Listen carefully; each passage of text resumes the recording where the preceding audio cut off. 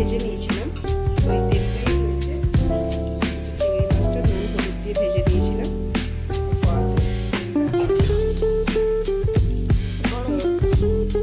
তেলটাতে আমি কিছুটা গরম মশলা দিয়ে দেবো। এলাচ নিয়েছি, দারচিনি আর লবঙ্গ।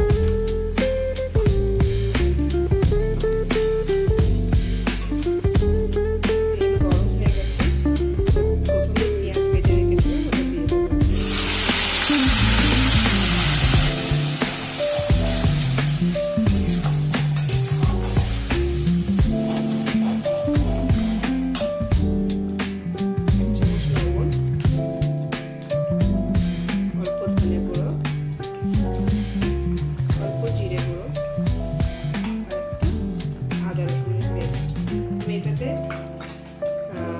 কোনো লঙ্কা ইউজ করবো না, আর হলুদের গুঁড়াও ইউজ করবো না।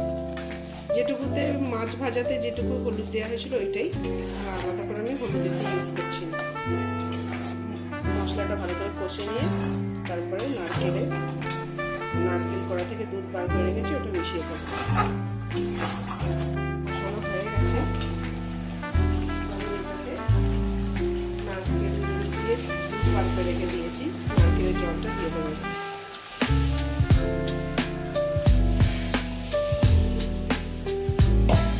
এবার ফুটতে থাকবে, যতক্ষণ একটা তেল বার হয়ে আসে না, রাত বার হয়ে আসে, ততক্ষণ ওখানে ফুটবে।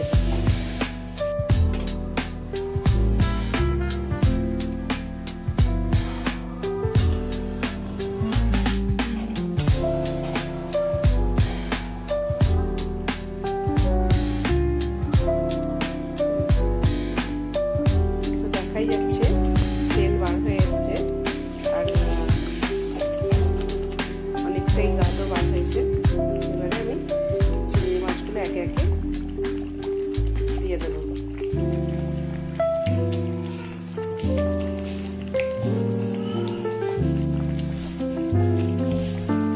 আমি কিছুটা চিনি মিশিয়ে দেবো।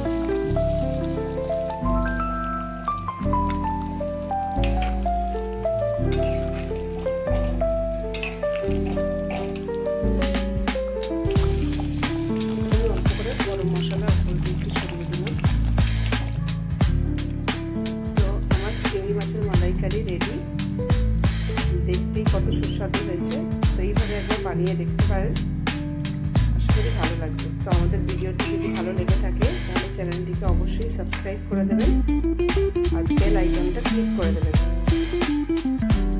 আর লাইক শেয়ার কমেন্টস করে জানাবেন কেমন লাগবে।